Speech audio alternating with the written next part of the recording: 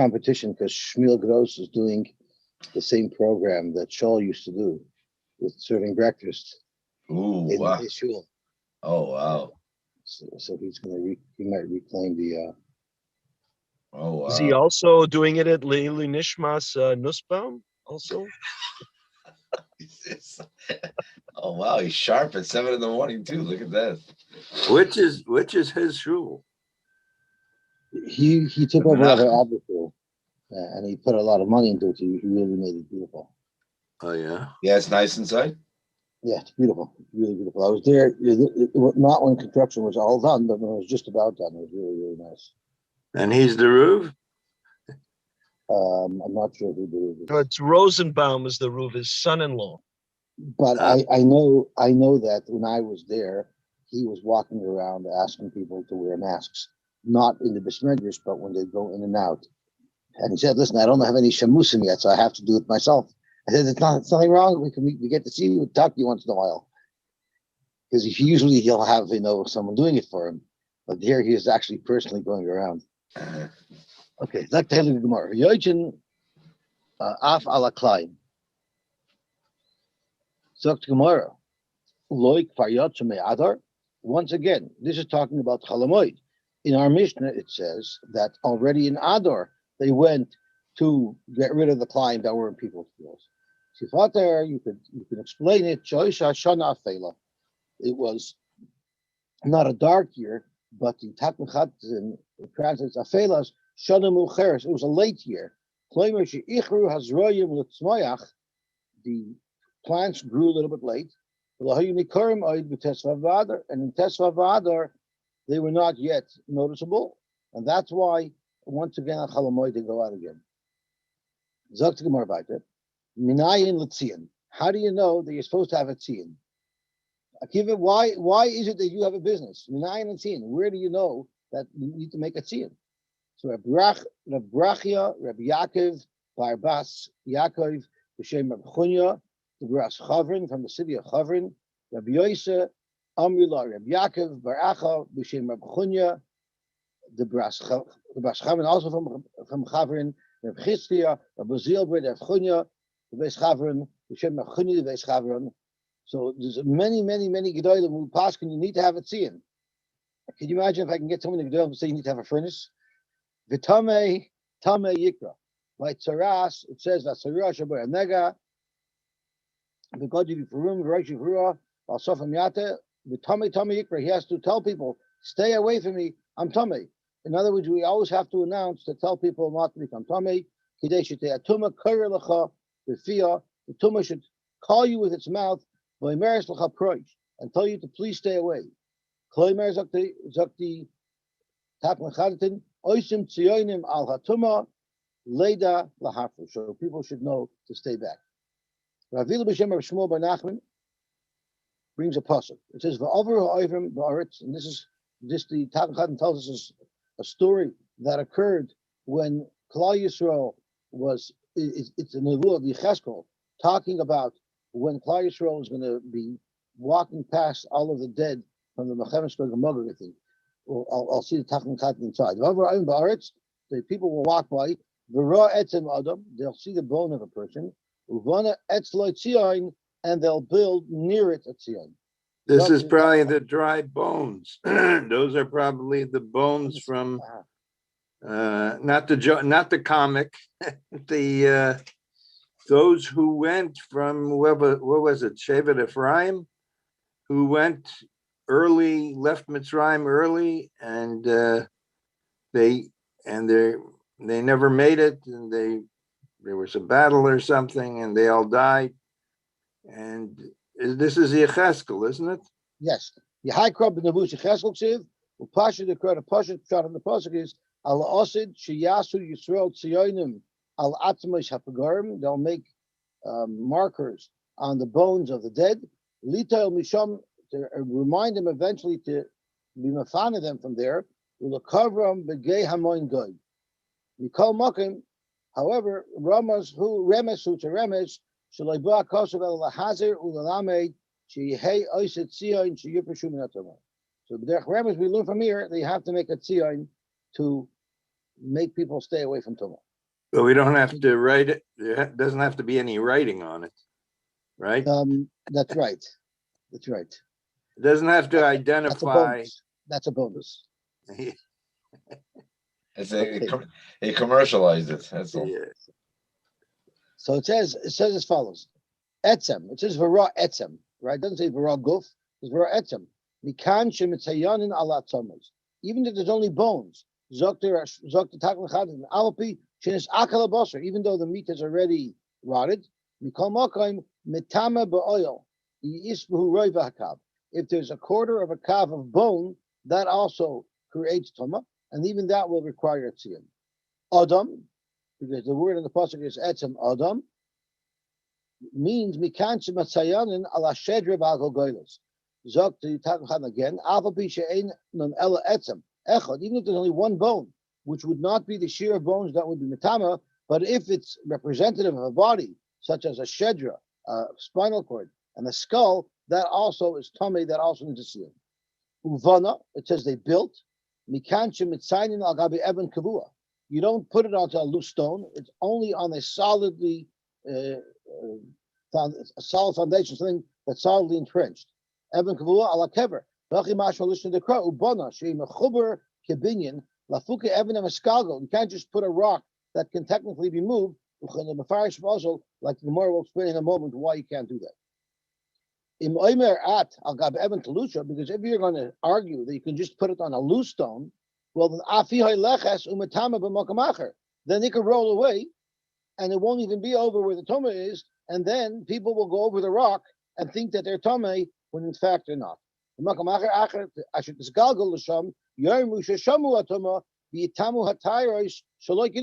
Because in fact it's just a plain rock, so that's why it has to be cemented down. Okay, tzion, because the pasuk says tzion, mikan l'tzion. This is how you know that you have to have a tzion. This is the makar. So let me just have a look. I'm sorry, I skipped a very important line. Etzloi. I didn't read the word etzloi. To Zuvana etzloi tzion. What's etzloi nearby? Lamakam tahira. You don't put the tzion right over the tameh. You move it. You put it in front of it or near it. So you should encounter it first. So let's see what the Takman Chazan says. Etzloi lamakam tahira. With the like Zuvana olav doesn't say you built on top of the tameh, on top of the tumah. You build a tzion. Rather, you put it near the tzion, near the tumah. Allah etzloi. Mashrushat tzion al gab mokam tahira. The tzion is actually on top of land that there's no tumah underneath it. She'etzel kever, that's near the kever, which is the tumah. That's where mitzayim. The reason why we put the tzion a little bit further away, not right over the tumah, is to protect the hirish. Shemhayu at tzion ala kever mamish. If the tzion was directly over the kever, not offset, you wouldn't notice it until you're actually standing over it, and at that point it's too late. A little bit far away. When you see the marking, you'll notice right away. And then so this means in those days where they would only just take a flat stone and put a marking on it. Nowadays that we have stones that are tall that you could see from a distance, of course this wouldn't be relevant. Okay, and tzion the kind of tzion. Umotza evanachas mitzuyenis. So in the typical. But Yosy, we do the same thing nowadays, right? Our stones are at that, I believe, not above the mace, right? Right, because we build a foundation row, and the foundation row is in front of them. Right. So we do the exact same thing. But Eretz Yisrael, they don't, right? Eretz Yisrael, they have a full. But it's also a full stone over it. Right. So not also, that's all. That's all it is. Yeah. Yeah, but it's above ground, so you're not going to walk on it. The key is not to have it flat on the ground. So even in Eretz Yisrael, it's above ground. Nobody's going to end up walking on it. You're always going to walk around it. Right. Right. Umotza even achas mitzuyenis. So this is very short form. It means a guy is walking down the street, and umotza even achas mitzuyenis, and he finds one stone that has the reason why it's the stone that's mitzuyan is they would take a stone and they would smear this plaster on it to make it white. So even though you can't leave it that way because it's not supposed to be on the tumah, nevertheless, hamal olav tamei. On the Eimer, I'll say that meis mitzuyan v'yinosin tachtel. So if there's only one stone there, even though we know you're supposed to put it a little bit before the mace, there will also be choshed that there's a mace underneath it. Why? Because you don't know in which direction the mace is. So therefore, we assume it's right on the mace. So let's see what the Tafel Chayim says. I'm sorry. Afagav shein mekaymin king sheritzion sheritzarch laharchak atzim in a tumah. Really, the tzin is not supposed to be right over the tumah. The masa tzin ala tumah vada in mekaymin king. You wouldn't leave it that way. El tzarch lasakein mekaymin deprecious. V'havalei lemeimar dechimotza even achas mitzuyenes. If you find only one stone that has a marking on it, vade b'makam tayra medis. It's b'makam tayra mikol makam hamayil aleh tamei. You'll still be tamei, even though we know it's supposed to be in front of the mace, but since we don't even know what direction the mace is in, one stone alone doesn't tell us anything. But if there are two stones, then hamal alei tahar. Then we'll assume that if you're right over the stones, will be tar uveinein tamei, and the tamei is in between the two. So that's really the best. The right way to do it is, since you're not putting it right over the mace, you're putting it nearby, so you have to have one on either side. And then we would assume that the mace is in between, but right over the stone itself would be taller. What if there are two stones, but there was plowing in between them, which means they for sure didn't bury anybody in between, which means that this sin was not done properly with one stone on one side and one on the other side. Rather, there might be two individual mason, one under each stone, and therefore beinei and tahar, in the space in between them where it's plowed, it's going to be tar. And right underneath them and around them is going to be tamei. Tani, we learned, ein mitzayin al habasar. If it's only flesh that's there with no bone, which we know the flesh will eventually completely deteriorate, then you don't put a tzin on it. Why? Shemen is akal habasar, because it's a matter of time till the basar will decompose, and then there won't even be tumah there. And what's going to happen is people who walk over it are going to be mitama the tires, when really they shouldn't become tummy because there's nothing left. Rabbi Yosy Bashunim boy Kumi Rav Mona, he had a shiloh as follows: you went under there, you went under this place where there might have been a tzin, v'loy nimtza, and you didn't find any meat there, you didn't find any meat there. Mitama tires lemafreya. It's going to end up you're going to end up saying that the hires that were there up to the time where it might have been there would be tamei. But my freya, the kolzman shaloi nisakal abasar mitama boil. While there's still a lot of meat there, more than ekazais, it would be mitama. Bileket tzion, and if there's no tzion, who lo yada v'overlov mafsatayroisov. If there was no tzion and he wasn't aware of it, yes, it would end up that it's tamei. So the question is, if I put a tzion there, I have a problem that from now on, even though the meat would have decomposed, I'm going to continue to be matama, the hires that go over it, and I'll be mafsat hires. But on the flip side, if I don't put a tzin there, then until the meat disintegrates, weiter, I'm going to cause a problem because there might be the hires that would be tamei that no one knew about. So you're stuck either way. Amarlei, so he paskined mutav sheis kalkalu boilasha. We're better off having a situation where there'll be a suffix that you're going to go over this area with tahiris and be metamet tahiris, but it's only going to be for a short period of time until the meat does disintegrate. But if you put it in there, then forever and ever, anytime tahiris go over it, they'll be tamei, and you'll be metamet them even though they shouldn't be tamei because there really was no meat there. So the shaila is, how could you do such a thing? You know there's tamei there, and you're not going to make a tziyun because you don't want it to become a place that's tamei forever. But you might be makshel somebody that to eat truma that's tamei, which is a chiv misa b'dei shemayim. So the Mefarshim tell us that since it's a fresh grave when someone is freshly buried there, people stay away from it. and by the time it's already forgotten, there'll be no meat left. So the chance of a kilkul is very low. But on the flip side, if you put a tzin there, then in 20 years from today, somebody can come there with tahiris, and it'll burn the tahiris for no reason, because there really was no tumah there. Now, they use this Gemara for some very interesting shilas. And I'll tell you the following shilah. There was actually a shilah where they found that a butcher in a city, we won't discuss which butcher in which city, but they found that a butcher in a city was getting deliveries of treifa meat. And they had to put a stop to it, of course. But they had a suspicion that there were other butchers in the city that were also getting deliveries from this same treifa meat plant. So before they went public, the Hechsher agency wanted to keep it quiet for a couple of weeks so that they could have the time to investigate. Because if it gets out, of course, everyone's going to stop taking those deliveries until things calm down. And they wouldn't catch the other stores that were also doing it.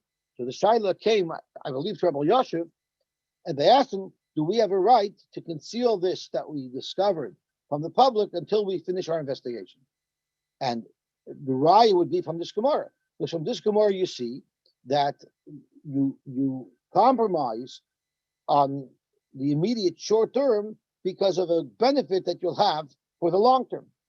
Rabbi Yosy says, Avada, you have to publicize it right away, because you know for sure that there's Isser being eaten here. They're selling Isser to consumers. So you know it for a fact. So you have to publicize it. Here, it's only a suffix that something might happen. So you couldn't bring a raya from this Gemara that you should withhold it. But there's another shayla that was asked. Let's say there's a person who lives in an out-of-town remote city, and he has a child, and the child is born on Tuesday, which means next Tuesday will be the bris. There's no moil in the town. But of course, he's going to pay for a moil to fly in, to be there, to mal his child. On Wednesday, the day after he had his baby, another person in the city had a child, but this person wouldn't bother to bring in a moil. If there was a moil in the city, okay, he would give his son a bris. But if there's no moil, he's not going to go through the trouble of bringing in a moil. So should I wait, instead of being mal my child on Tuesday, should I push it off a day, be mal my child on Wednesday, and this way the other child will also have their bris? That was another child that was asked. And again, Rabbi Yosy Paskin Nevada, if your child has a mitzvah of Mila on Tuesday, you have to do it right away. But these are interesting trials. When can you compromise on the short term for a long term benefit? And in the case of the Gemara, you were allowed to compromise on the short term by not putting on siyain because of the long term benefit.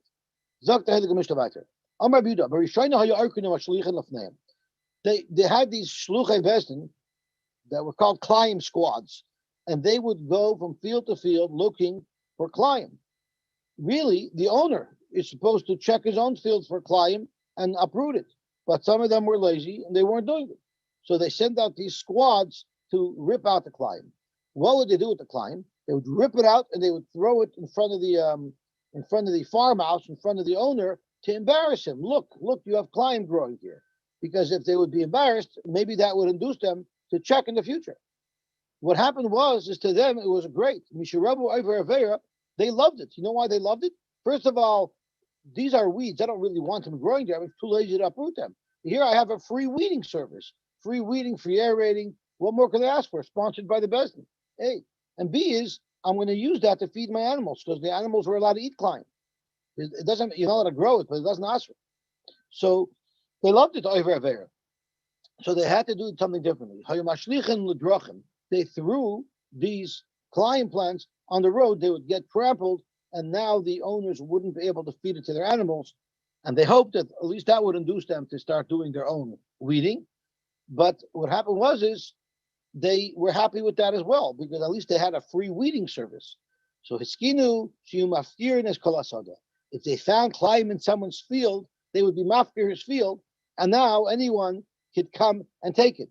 That already is something that the homeowners, the landowners, couldn't afford, so it induced them to be more vigilant in their removal of the Klein. Amar Rabbi Yehuda, Tani, Amar Rabbi Yehuda, Barishoina, Hayu Oikun Mashlichin Lafneim, well, you smechem shtei smachis. They were happy for two reasons. Achas shayu menachshin, so they say. A, Bezdin was providing the free weeding service. V'echad shayu nehenim naklayim. They enjoyed the climb because their animals, it was perfect animal feed. Misharabu over avera, hayu mashlichin al adrachim. Then they threw them on the roads. Afal pikin hayu smechem. They were still happy because shoyu menachshin shadesayim. They still had that benefit. So askinu shoyu mafkirin kol asada kula. Then they were masakin that the field becomes hefker. That already is too much to bear, and that would stop people from letting the climb grow.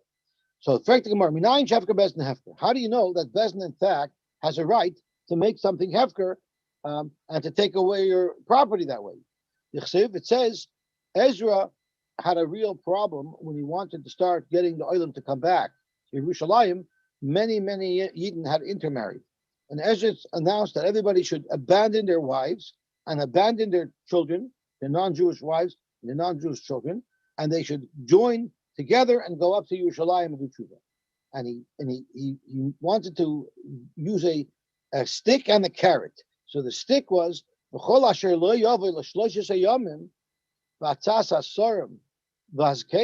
doesn't come within 3 days and follow the eitzah of the Sorim, the Zkenim, Yachram kol rechushay. His entire property will become cherem, meaning I'm being mafker his property. And he is going to end up being severed from the group of Eden in the diaspora. So you see that Ezra was able to be mafkir their fields. How do you know that if you're mafkir the field, it's potem and meaning, just because Ezra wants to punish these people and take away their fields, why should the Levi lose out on being able to collect meiser? What does the hefker have to do with meiser? Because the pasuk says that when do you have to give meiser? You have to give meiser if it's your field. But if it's not your field, there is no chiyuv to give meiser. And therefore, if it's hefker, the pasuk says, why does the Levi get matnas kuna? He ain't like chelik v'nachal imach, because he doesn't have a chelik and nachal with you. But if you don't either have this chelik because it's hefker, or the Levi has the same rights to this field as you do, because once it's hefker, anybody could claim ownership of that field. So that field is no longer chayiv and meiser. So the question is, how do you know that when there's hefker best and hefker, it's such a true hefker that whoever is kind of the field won't even have to give meiser? So Zok to Gemara, Rabbi Yonis and Rabbi Yitzchak Bar Acha Shamala, he heard minadah from this halacha. It says in the Brisa, Ein ma'avrinis hashana. The Bezdin, when they add an adar, they will not add an adar loy b'shvius, not on the Shemitah year, and that's because it's hard enough not planting for 12 months. To tell people they can't plant for 13 months, that's too much. V'loy b'matzoy shvius, and the year after Shemitah, we also don't make an ibriyar. Once again, people want to eat from the new wheat that they planted because they hadn't planted last year. Don't prolong their misery. Bring Pesach as soon as possible, where the Chadash will become Nitar. Don't push it off by a mouth. But if they wrongfully added an Adar in one of these 2 years, the Shemitah year or the year after the Shemitah year, Harezim Uberes, it would still be valid. Their second Adar would be valid. The Chodesh Echad Shehu Moisef, and the month that they added the extra Adar, Loi Potem Maisris, would it not be Potem for Maisris? Of course it would be Potem for Maisris. So Oibezo, you have a raya that their abundance hefker, because by their abundance establishing this extra Adar, in essence, what they're doing is, if it's a Shemitah year, they're being mafker your field, and it will be pater it for Maisris. The Chodesh Echad Shehu Moisef the Potem Maisris, who at Kedoin Shvius. Okay. So now the Gemara is just going to, we had our raya, and for the fact that their hefker best and hefker works, and if they added a month to the Shemitah year, it's the field is really hefker, we have a raya that hefker best and hefker.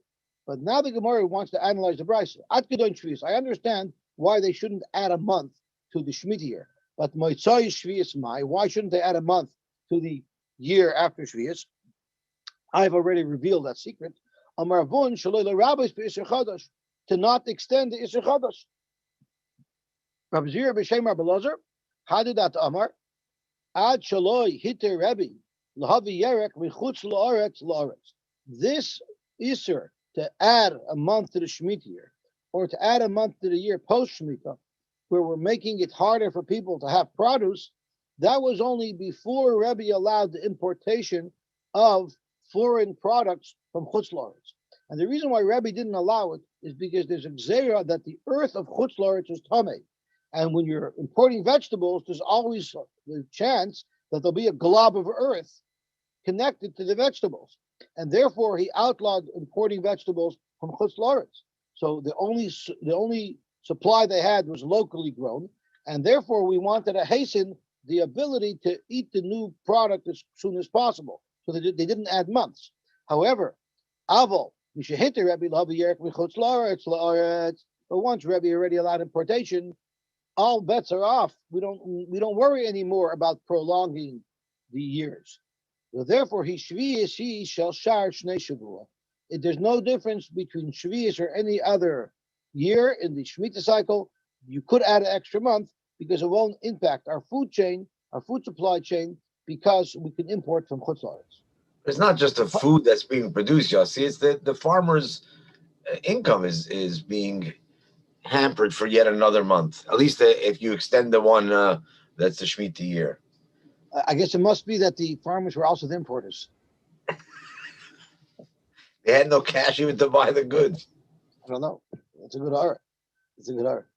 So we still think we have a raya that Hefker Bet and Hefker works, that even it's even part of a Maishris from the fact that they could add on a month to the Shemitah year. Amar of Mana, Hadat Amar Rishoina Shoyu Ashonim Kisiknon. When did we say that they're not allowed to add months? That's only when the years were Kisiknon, meaning it was the fruit used to ripen properly before Pesach, and therefore come Pesach they were able to get the Heter Chodesh. Nowadays, where anyway the fruit does not ripen before Nisan, the fruit ripens very late, so therefore there's no reason to rush up to bring Nisan sooner, and therefore he shar shnei shavua. Once again, there's no problem with adding a month to any year. Tani Shalbei Rabbi Gamliel, if Ruah b'Matay Shvis Miyad, in the household of Rabbi Gamliel, they actually added a month right away to the year right after Shemitah. Amar Rav Avan, Ein min dahala less at Shemami Noklum. From this brisa, you don't have a raya that Hefker Bez and Hefker at all. You know why? Because it says in the pasuk Shamar es Chodesh Ha'aviv. You have to make sure that the beginning of spring corresponds with the beginning of Adar. We have to make sure that our lunar calendar is synchronized with the solar calendar and the seasons. Shemreyu, be careful, sheyaviu b'chidushay, that the beginning of the spring season should correspond with Rosh Chodesh Nisan. That's a deraisa. So midaraisa, they're supposed to add a month when the months are out of synchronization. If that's the case, the deraisa is that they have to add a month and make the Shemitah year longer if this year warrants that we need to make that adjustment. That they don't do it, that's at the Kana Derabban, that they refrain from doing what the deraisa requires them to do to avoid causing undue pain, undue stress to the people and their food supply chain. However, if they did it wrongfully, they're not making Hefker Bes and Hefker. They're doing what the Torah tells them to do. They're just not listening to the Takana to avoid doing what the Torah tells them to do. So therefore, you don't see that their Hefker makes Hefker Bes and Hefker, because they're just doing what the Torah tells them to do, and it's a Hefker of the Torah. So therefore, we don't have a raya anymore that Hefker Bes and Hefker will pater from Meiser. We're going to have to find a new one. The Haida Amarda. So the Haida Amarda, the Tatan Chadin tells us, is in English it's Elamahechen Muchach, the Hefker Bezdin Patami Meiser. How do you know that a Hefker Bezdin makes a Pater from Meiser? So tomorrow, from the following brisa, Godish Shaloi Loi Ketachta. Now, the way leket works is when someone is in a field and he is harvesting his produce, and when he cuts, the way it's normally done is they grab an armful of grain, of stalks, and then they slash below it to sever it from the ground. Now, if when they do that, one or two stalks fall to the ground, that's called leket, and you're not allowed to retrieve it. If 3 stalks fell to the ground, then you're allowed to retrieve it. But if one or two stalks fall to the ground, that the Torah says goes to the Ani. So what happens if a fellow piled up his produce on a part of the field that had leket on it that belonged to the Ani, but the Ani didn't have a chance to gather it yet? And now he covered it over with his own pile of produce. So as a knas, kol hanoigis ba'aretz, the low level, all of the produce that he has in his pile, the lowest level that's sitting on the ground, harei hein shalaniyim. They're all going to the Ani, which is again a knas that the Bezdin gives him, that since he covered over the leket, so he's going to lose the entire lower layer. Now, this was a hefker that's not to everybody. It's Bezdin saying that his produce at the bottom of the pile only is hefker to the aniyim. V'amar of Ami b'shem Rab Shimon ben Lakish, and Rami said in the name of Rab Shimon ben Lakish, Devei Shamahi. This would be consistent with Beis Shammai, because it's Beis Shammai who holds that hefker la'aniyim alone, it's not hefker l'koil, is considered hefker, and therefore the aniyim have it, and they don't have to give ma'aser from it. The Ika Beis Hillel, if you hold like Beis Hillel, where if it's hefker only to the aniyim and not to everybody, that's not hefker. That will be mafkia from the chiv of ma'aser. Aniyim oichlunu ma'asrin. The aniyim would have to give ma'aser from that produce that they got because the Rabbanan gave it to them. But v'amalei Rabbi Yosy, yet Rabbi Yosy said, "Shamanu shu pater mi ma'aser divrei hakol mishum knasa." I heard that even Beis Hillel would agree that these stocks that Bezdin said the Ani gets to keep, even though they're not technically leket, they don't have to give ma'aser because of the knas that they counted the balabais. So you see from here that the Rabbanan knas, the Rabbanan hefker will also be mafkia from maasers. So this is a raya that hefker as hefker is mafkia from maasers. Do aniyim have to give ma'aser on regular leket to compare that they pick? No, I don't think so. So there's no real chiddush there. That once they make it into hefker because of you trying to hold out on the leket, it makes sense that they wouldn't have to give ma'aser. It's just going to be very confusing for the aniyim in any event. Right, but since here they're being mafkarit only to the aniyim, you would think that hefker wouldn't might be, yeah. Right. So let's see what the Hatam Chadin Firzois. Kedivri Akol Mishum Klas. The kivan that consider Rabbanon v'efkiru hanoigis ba'aretz harayu kehefker Bezdin upoter mi ma'aser sushmami no hefker Bezdin poter min ma'aser. Okay, excellent. Zok the hele gemar weiter. The next Mishnah. The Chamisha Asher Boy, on the 15th day of Adar, we're already getting close. We're halfway to the deadline to bring in your Shekalim. So Shulchanis hayoyishvim b'medina. There would be money changers all over, so that when people came in with their foreign currencies, the Shulchani would be able to swap out the money and give them the Shekalim that they needed to bring to the Beis HaMikdash. The Chafei, when it was the 25th of Adar, so we're 5 days from the deadline, Yoshvu Mikdash, all the Shulchanis sat actually right at the Beis HaMikdash because people were already coming and they needed to have their change. Yoshvu Mikdash at the 25th day of Adar, where they were already, where the Shulchanim were already sitting in the Beis HaMikdash, his Chilul Mashkein, they would start, the Shluchei Bezdin would start seizing property from people as collateral to make sure that they would bring in their machzos on time. Esamim Mashkein, from whom are they allowed to seize property? Leviim, the Yisraelim, the Gerim, Bavadim, Shechrorim. And these are all the people that have a chiyuv to give machzos hashekel. Avolei noshim vavadim aktanim. Noshim vavadim aktanim are not mechuyev to give machzos hashekel, and therefore we will not take collateral from them. But once a katan, once his father starts giving shkalim for him, he cannot stop. That's why if you give machzos shekel for your child 1 year, you have to continue giving for him year after year. They don't see some of the kaihanim mipnei darkei shalom. And the Gemara will tell us it's not darkei shalom, it's darkei kavod, because if it's not to make a fight, what about with a Yisrael? But the reason why a kohen is special is because there's a mitzvah of the Kidashto, he does avodah, so because of that, we go easier on them. Amar Rav Yehuda, Heid ben Buchri b'Yavna. Ben Buchri said Eidus and Yavna. And now we're discussing, is a kohen mechuyev to participate in machzor shekel. So the Bukhari said, "Kol kohen sheshokel einay chayta." If a kohen participates, he's not doing an avera. So for sure he's not mechuyev, but if he gave, it's not a problem. Why might it be a problem? We're going to see in a minute. And the reason is based on if a kohen is not supposed to give machzor shekel and he's giving, so now it's not part of the communal donation, it's a private donation. What is the problem if there's a private donation from a kohen in here? We're going to see shortly. Amalai Rabbi Yochanan ben Zakkai, loiki, I disagree with you. Ela kol kohen she'enoi shekel chayta. The kohen is mechuyev to participate. He's included in the gzeira of shkalim, and therefore, if he doesn't participate, he's doing an avera. Ella, you wrongly partayt your pasuk to justify not giving shkalim, but you're wrong in your justification. Ella shekahanim darshan mikras ela atzman.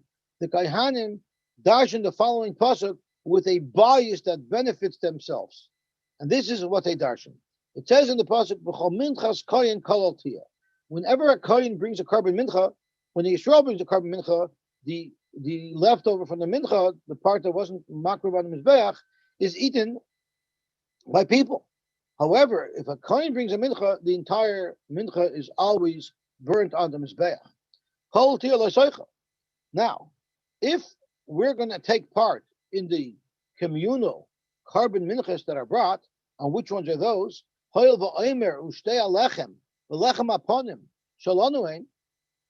three karbanis of mincha that are brought communally is the omer, the shtei alechem, lechem aponim. Now, if they're ours, if we have a chelik in them because we contributed money, how can they be eaten? And they are eaten. So it's a raya that we shouldn't be participating in the communal carbon. So that was his raya. And Rabbi Yochanan ben Zakkai says, they're dashing the pasuk wrong. It's not true because we're going to soon see in the Gemara is that when the Kohanim give it, they don't retain their own interest in it. They totally give it over to the tzibur, and it's not considered that they have any personal interest in it. But they dashed it this way because it was an excuse for them not to participate in the shkolim. So just a quick. What are these tables doing? They're collection depots. They were the Tekla Chadin said people were coming from all over with different currencies. So they actually had a lot of they sold them off. They sold them. They sold them. Similar to what the Rav does in his little tub on Tainis Esther, right? He has his thing there, and everyone goes there. So Einu Mashkin Sektanim. Zok Gemara, Hola Tvoya Toivin. You're not memashkin from them, but you still ask them, can you please contribute? Hada the Tamar, Bishavish de Cyrus. The only time you'll go after a cotton for the shkolim, even though you're not mamashkin him, is if he saw 2 Cyrus, meaning he's a gadol already. He's just not 20. Aval Mahevish de Cyrus, if he's not even bar mitzvah yet, then loy b'da. Then they will not even ask him. They don't even ask him to participate. They'll only ask him to participate once he's a gadol, and they're mamashkin him once he's 20. Ula mishkan ein mamashkinin. Aval pi shehevu be Cyrus. And are you telling me that even though he brought Shtei Cyrus, he does not? We do not force him. We do not take from him collateral. Keni masnitin, and it says so in the Mishnah. Ein memashkin sakahanim.